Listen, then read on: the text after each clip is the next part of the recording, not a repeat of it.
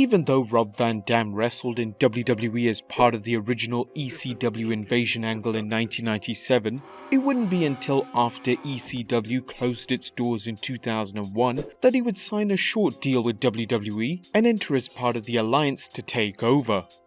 Despite being a heel, Van Dam was hugely over with the WWE fans, with many being familiar of his reputation in ECW. Those who were unfamiliar with Mr. Monday Night were eventually won over with his unorthodox wrestling style of kicks and flips and his charisma on screen.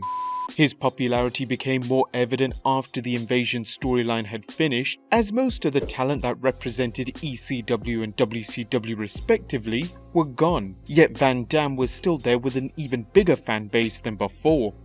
Even just after a short time in the promotion, WWE were well aware of his popularity amongst fans, so much so that he entered the World Heavyweight Championship picture not long after his debut.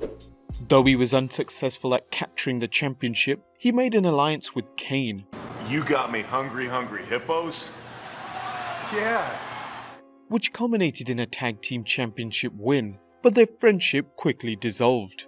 Whilst RVD had, at the time, 4 reigns as WWE Intercontinental Champion, it wasn't until 2006 he got his biggest break in his wrestling career and made history defeating John Cena at ECW's One Night Stand pay-per-view, becoming the first original ECW superstar to win a WWE Championship and also making him the 7th Grand Slam champion.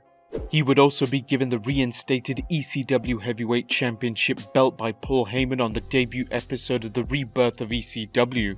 Van Dam would be the only wrestler to hold both belts simultaneously, something that no other wrestler has accomplished. Unfortunately, his success in WWE would peak and subsequently crash and burn. While traveling between shows in West Virginia and Philadelphia with fellow WWE superstar and friend Sabu, Van Dam was pulled over for speeding. The police officer smelt marijuana and performed a search of the car. That search yielded 18 grams of marijuana and 5 Vicodin pills from RVD. Sabu was busted for possession of drug paraphernalia and 9 tablets of testosterone. They were both arrested and posted bond. As a result of the bust, RVD was suspended for 30 days and lost both championships within 2 nights as further punishment. Van Dam wouldn't bounce back and left the promotion in 2007, wrestling on the indie circuit until joining TNA in 2010. Van Dam would return to WWE in 2013 at the Money in the Bank pay-per-view as one of the participants in the ladder match for the all-important briefcase. But even though RVD was thrusted back into the World Heavyweight title scene, he failed to capture the gold again. RVD left the WWE in 2014, making his last WWE appearance at the Slammy Awards to present the Slammy Award for the most extreme moment of the year. Last year, reports had surfaced from TheBlast.com on the reason why RVD can't wrestle in the WWE anymore. The article mentioned that during legal proceedings on his ongoing divorce, it was revealed due to a concussion RVD suffered in the ring whilst wrestling for PCW on November 12, 2016, he suffered a concussion that caused visual impairment, and because of that, he had been disqualified from working with WWE. This, however, doesn't seem to be the case, as fan at KentC513 asked RVD on Twitter why he hasn't returned, with RVD replying and dispelling any rumours of not being able to wrestle in WWE. If this stuff about you being retired from a WWE ring is true, it's only right the whole effing show is in 2K games every year from now on. RVD replied, "It's not as far as I know."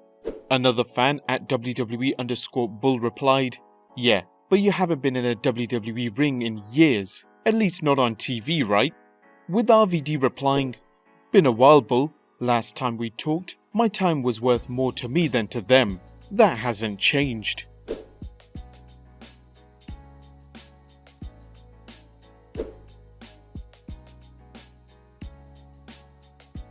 Reports had suggested that WWE was in negotiations with RVD in 2016 for a possible return during the brand split, but they couldn't reach an agreement on money. And it seems that money is still the case and the main reason why RVD hasn't returned back to WWE.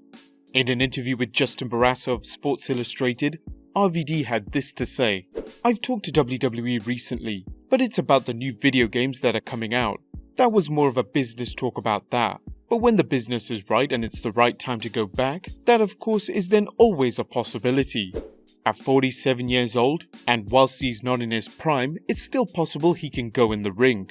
Would you like him to return to WWE for one final run? Let us know in the comments down below. Subscribe if you haven't already, and I'll see you next time with some more wrestling content.